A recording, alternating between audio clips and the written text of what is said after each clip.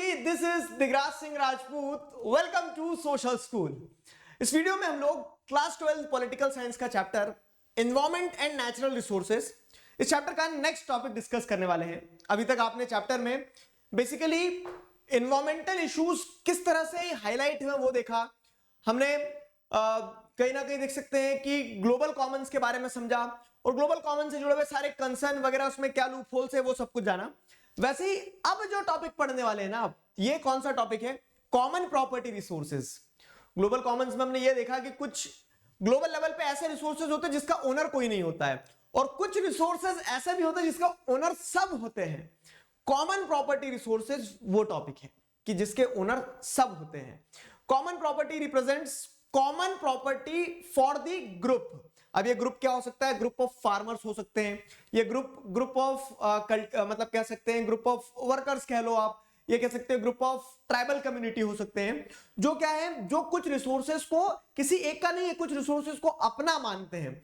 जैसे if you people have watched the recent movie Kantara, ठीक है, तो उसमें आपने क्या देखा कि वो फॉरेस्ट जो है, तो फॉरेस्ट किसी एक इंसान का नहीं है, वो फॉरेस्ट वहां रहने वाले, उस फॉरेस्ट के आसपास रहने वाले सभी लोगों का है।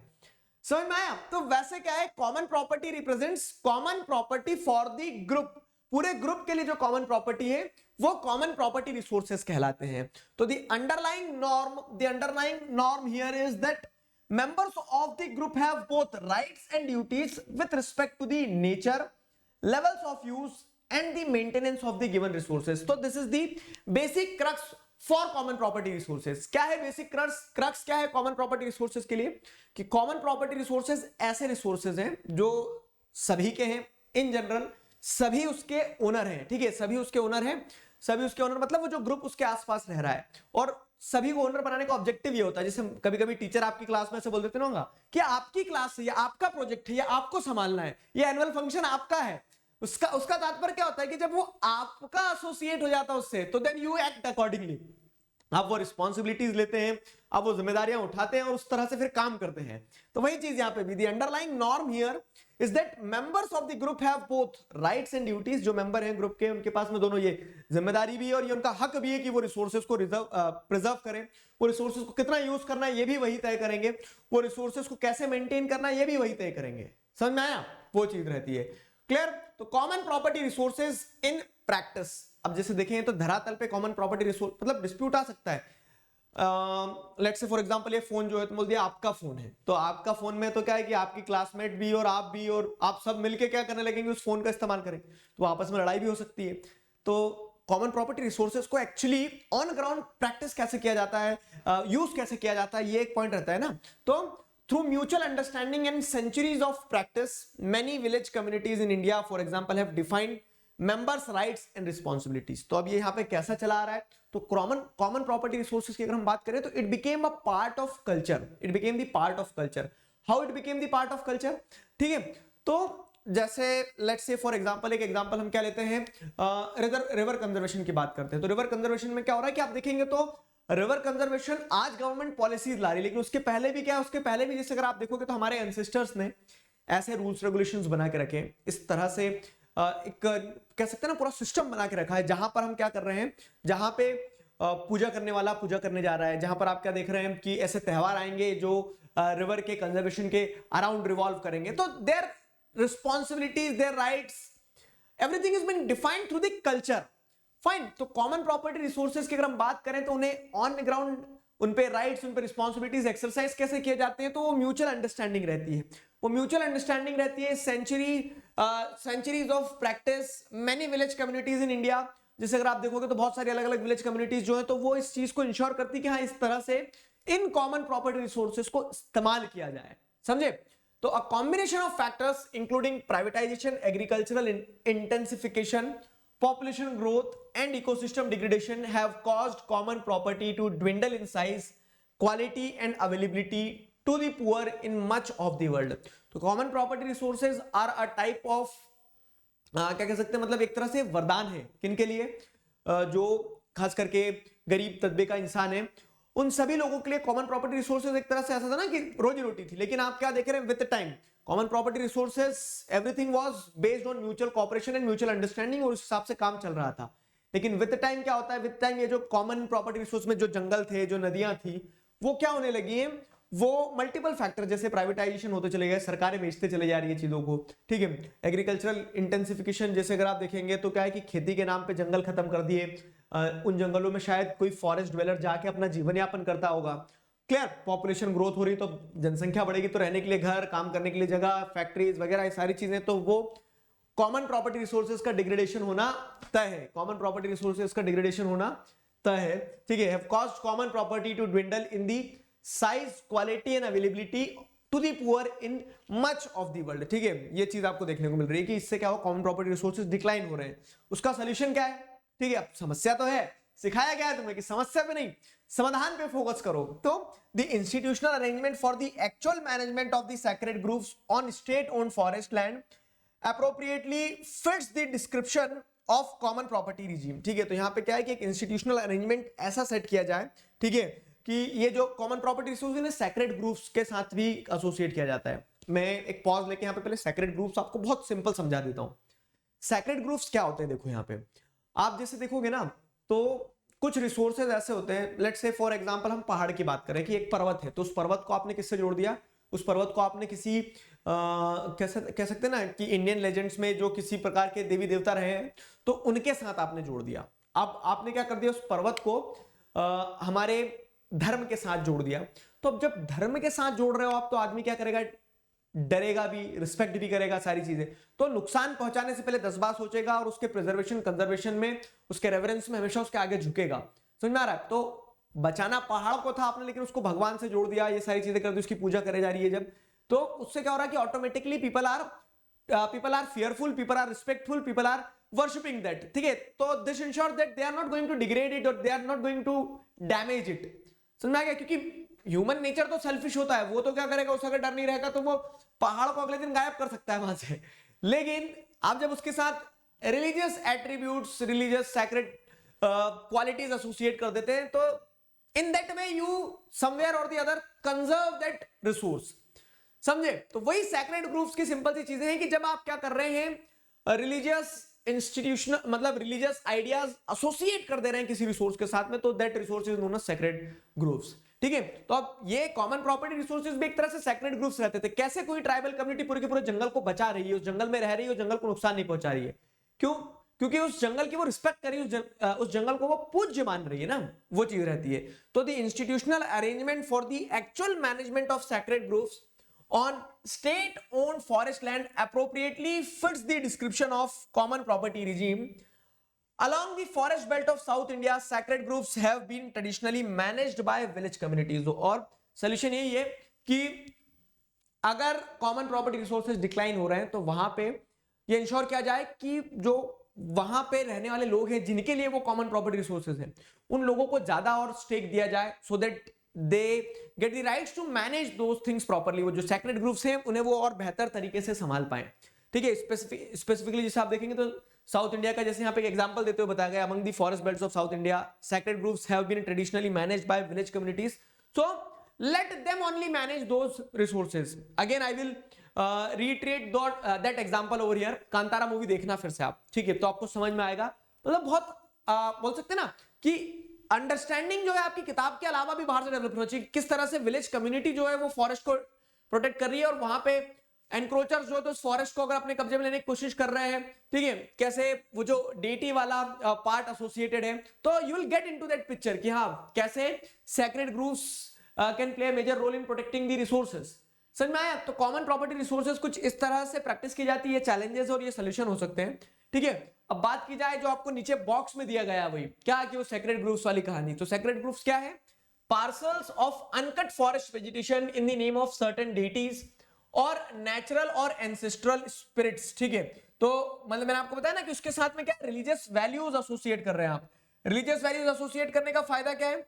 रिलीजियस वैल्यूज एसोसिएट करने का फायदा यह है कि आदमी क्या करता है, डरता है, रिस्पेक्ट करता है, पूजा करता है, जो भी कहना चाहो, और उसके चलते क्या होता है कि ऑटोमेटिकली प्रिजर्वेशन हो जा रहा है, ऑटोमेटिकली प्रिजर्वेशन हो जा रहा है। तो as a model of community based resource management, groups have lately gained attention in conservation literature, ठीक है।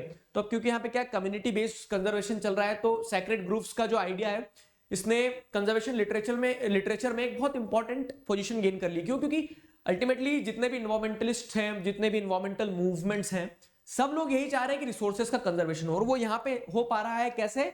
सेक्रेड ग्रुप्स के थ्रू। जब लोग ट्रेडिशनली क्या कर रहे हैं, कल्चर के साथ, रीजन के साथ रिसोर्सेज को कनेक्ट कर रहे हैं। तो the sacred groups can be seen as a system that informally forces traditional communities to harvest natural resources in ecologically sustained fashion. मतलब कि लोग खुद ये समझ रहे हैं कि हमें कंजर्व करना है, ठीक है? तो ट्रेडिशनल कम्युनिटीज क्या कर रही है, अगर रिसोर्सेज का इस्तेमाल भी करें तो इस तरह से कर रही है कि जो इकोलॉजिकली सस्टेनेबल रहे, जिससे नुकसान ना हो। समझे मेरी बात को? वो चीज है। तो some researchers believe that sacred groups hold the potential for preserving not only biodiversity and ecological function but also the cultural diversity. sacred group सिर्फ आपको वो पेड़ पौधे या फिर उन जंगलों में जो जानवर रह रहे हैं उनको प्रिजर्व करने में मदद नहीं करता है। सैक्रेड ग्रुप्स का कॉन्सेप्ट आपको कल्चरल डाइवर्सिटी को भी प्रिजर्व करने में मदद करता है। क्यों? क्योंकि मान लो अगर कोई कल्चर है, कोई जैसे वही क्या बोल सकते हैं, मतलब मैं भूल रहा हूं कि कांतारा मूवी में जो पूजा होती है उस पूजा का नाम क्या है, ठीक है? तो उस पूजा में क्या है, कल्चर छुपा है वहां की कम्युनिटीज का, कि हाँ वो भी एक कल्चर की उस तरह का क्या है, वो भी क्या कर रही है, उस तरह की पूजा करती है। तो वो एक कल्चर एंड एक पार्ट ऑफ सोसाइटी है। वैसे ही कंट्री में कितनी सारी ट्राइबल कम्युनिटीज अलग अलग जगह सब अलग अलग तरह से पूजा करते होंगे, ठीक है? तो क्या होता है कि वो कल्चरल डाइवर्सिटी भी प्रिजर्व हो रही है इन्वायरमेंट और इकोलॉजिकल फंक्शंस के साथ साथ। समझ में आया? वो चीज रहती है। Sacred groups embody a rich set of forest preservation practice. Their size range from clumps of few trees to several hundred acres। और आप बोलते ना कि कितने पेड़ पूजनीय पेड़ है, मतलब सैक्रेड ग्रुप्स किसको माना जाए, तो वो साइज यहाँ पे वही बताया कि कुछ पेड़ से लगा के पूरे जंगल तक लोग प्रिजर्व करते हैं। Traditionally sacred groups have been valued for their embodied spiritual and cultural attributes. Hindus commonly worship natural objects including trees and groves. तो जैसे अगर आप देखेंगे तो हिंदुइज्म में क्या है कि बहुत सारे क्या हो रहा है, नेचुरल ऑब्जेक्ट्स को, पेड़ों को, पीपल का पेड़ पूजा कर रहे हैं, ठीक है, इमली का पेड़ पूजा कर रहे हैं, आम का पेड़ पूजा कर रहे हैं, केले का जो पत्ता है उस पे पूजा हो रही है। तो उस तरह से क्या हो रहा है कि अल्टीमेटली आदमी पूजा करना तो बंद नहीं करेगा ना।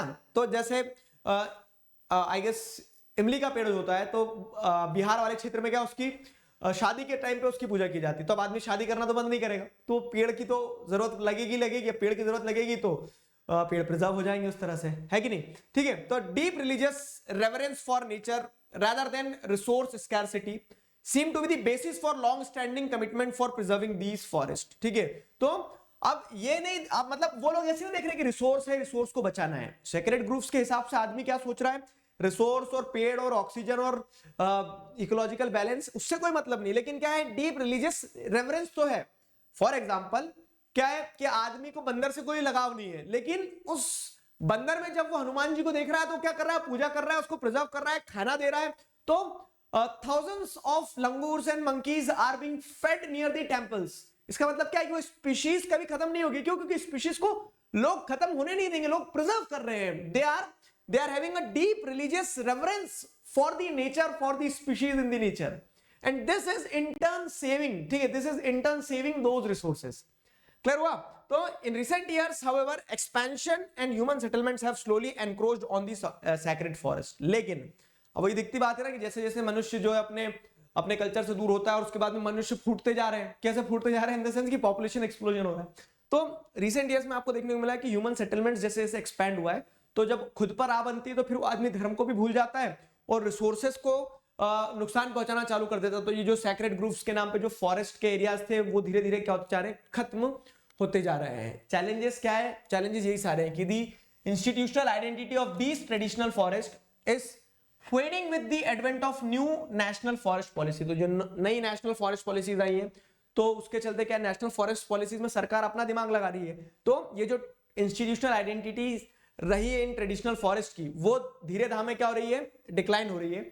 The real problem is in managing sacred groups arises when legal ownership and operational control are held by different entities। अब क्या हो रहा है, फॉरेस्ट पॉलिसीज के हिसाब से क्या है कि सरकार हर चीज को, वही जैसे हमने आपको अगर ध्यान हो तो क्लास 9th में पढ़ा आपने क्या कि फॉरेस्ट कम्युनिटी सब कुछ संभाल रही थी, लेकिन जब ब्रिटिशर्स आए तो फिर उन्होंने क्या किया, फिर उन्होंने उसको फॉर्मलाइज करने की कोशिश करी कि नहीं ये गवर्नमेंट के कंट्रोल में है, स्टेट ओन्ड फॉरेस्ट होंगे और ये सारी चीजें होंगी। तो आज भी प्रॉब्लम वही है कि रियल प्रॉब्लम क्या है कि सैक्रेड ग्रुप्स जो है तो कम्युनिटीज तो कंजर्व करते ही आ रही है, लाखों साल से कंजर्व करते आ रहे हैं उनको, ठीक है, लेकिन अब क्या है, अब उसके लीगल ओनरशिप पे, ऑपरेशनल कंट्रोल पे क्लेम किया जाता है डिफरेंट एंटिटीज के द्वारा। सरकार अपनी अलग मतलब कह सकते हैं कि बात चला रही है, और वो जो कम्युनिटीज है वो अपनी अलग बात चला रही है। Two entities in question, the state and the community, ठीक है, तो सरकार भी और वो कम्युनिटी भी जो उन रिसोर्सेस को सैक्रेड मानती है, दोनों के बीच में यही क्वेश्चन है क्या, कि they vary in their policy norms and underlying motives for using the sacred groups, ठीक है, दोनों का अलग अलग पॉइंट ऑफ व्यू, दोनों के अपने अपने ओनरशिप को लेकर और ऑपरेशनल कंट्रोल को लेकर पर्सपेक्टिव्स होते हैं। एंड दिस इज अ, कह सकते हैं ना, this is a point of concern. क्योंकि आपने वो कहानी सुनी होगी क्या, एक वो बंदर बाट वाली की, जिसमें दो बंदर आपस में लड़ रहे होते हैं कि आधा आधा हिस्सा करेंगे बराबर, और वो बीच में बिल्ली बैठी रहती है, तो बिल्ली क्या करती है, नहीं तुम्हारा छोटा तुम्हारा बड़ा हो गया तो मैं आधा टुकड़ा तोड़ के खा लेती हूँ तो बराबर हो जाएगा दोनों का, और ऐसा करते करते दोनों के टुकड़े खत्म कर देती है। तो सरकार और कम्युनिटी दोनों ही परेशान है क्या कि सैक्रेड रूल्स को कैसे मैनेज करें। उसके चलते क्या हो रहा है कि तीसरे लोग, जैसे जो एंटरप्राइजेस है, बिजनेसमैन है, वो क्या कर रहे हैं, वो अपनी बोलते हैं ना, अपनी रोटी सेक लेते हैं उस उतने चलते पे। तो ये पूरी कहानी थी सैक्रेड ग्रुप्स से जुड़ी हुई। सैक्रेड ग्रुप्स तो एक उसके अंदर सब पार्ट था। मेन टॉपिक आपका क्या था, कॉमन प्रॉपर्टी रिसोर्सेज का। तो मैं उम्मीद करता हूं कि कॉमन प्रॉपर्टी रिसोर्सेज आपको समझ में आया। जैसे ग्लोबल कॉमन्स में कोई नहीं है, कॉमन प्रॉपर्टी रिसोर्स में सब है, लेकिन उसके भी अपने लूप होल्स और वो सारी चीजें हैं। कॉमन प्रॉपर्टी रिसोर्सेज अगर क्लियर हुआ है तो नेक्स्ट वीडियो में हम क्या करेंगे, नेक्स्ट वीडियो में हम अगला जो टॉपिक है हमारा, कौन सा वाला अगला टॉपिक है, I guess India's role in environmental conservation, ठीक है, तो वो वाला पढ़ेंगे। I teach class 9th and 10th on Unacademy plus. Unacademy plus पर आप regular live classes class 9th और 10th के बच्चे मेरे साथ ज्वाइन कर सकते हैं। All what you are required to do is to use the code DIGRAJ Digraj while you are taking the subscription. और इस कोड का एक और इस्तेमाल बताता हूं मैं आपको, निंजा टेक्निक क्या है कि आप कोई भी सब्सक्रिप्शन लेते हैं, you will get the maximum discount on using this code. These are my courses going on Unacademy Plus 9th and 10th के लिए। अभी के लिए साइन ऑफ करता हूं, मिलते हैं नेक्स्ट वीडियो में। तब तक अपना ध्यान रखिए, पढ़ते रहिए। Signing off with this together we can we will. Thank you very much.